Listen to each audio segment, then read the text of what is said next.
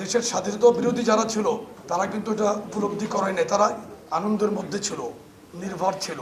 এখন তাদের আচরণ দেখলে মনে হয় ওই সময়ের তৎকালীন স্বাধীনতা বিরোধীদের এখনকার আচরণ কিন্তু আস্ফালন করছে। তারা বক্তব্য দিচ্ছে, কাউকে ক্ষমা করছে, কাউকে বুকে টেনে নিচ্ছে, সকালে একটা বলছে, বিকালে আরেকটা বলছে।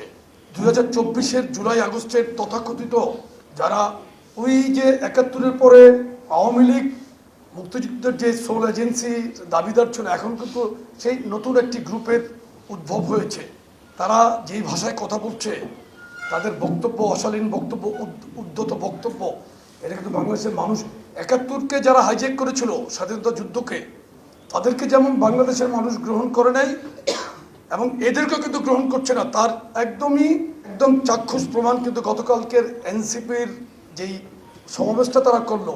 আমার মনে হয় সর্বমোট 1000 খানেক লোক হতে পারে, এর মধ্যে অর্ধেক আমি ভাড়াটিয়া ভদ্র মহিলাদের দেখলাম। তাদের বক্তব্য, তারা যে এত মেধাবী তারুণ্যদীপ্ত দাবি করে, গতকালকের তাদের সমাবেশটাকে কি আপনাদের এই মেধাবী তারুণ্যদীপ্ত মনে হয়েছে?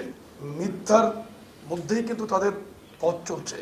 সিগারেটের গায়ে যেমন লেখা থাকে সংবিধিবদ্ধ সতর্কীকরণ, যে ধূমপান করলে অঙ্গহানি হয় কিংবা ক্যান্সার হয়, কিন্তু কোম্পানি কিন্তু জানে, তারপরে যারা ধূমপাই তারা খাবে।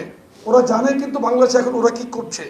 3 জন ছাত্র প্রতিনিধি দেখলাম রেলের সংস্কার উন্নয়নের জন্য তাদেরকে যুক্ত করা হয়েছে, একদম ইয়াংগেস্ট মানে বলা চলে তাদেরকে, 18 থেকে 22 বছরের মধ্যে মনে হলো আমার একজনের বক্তব্য শুনলাম।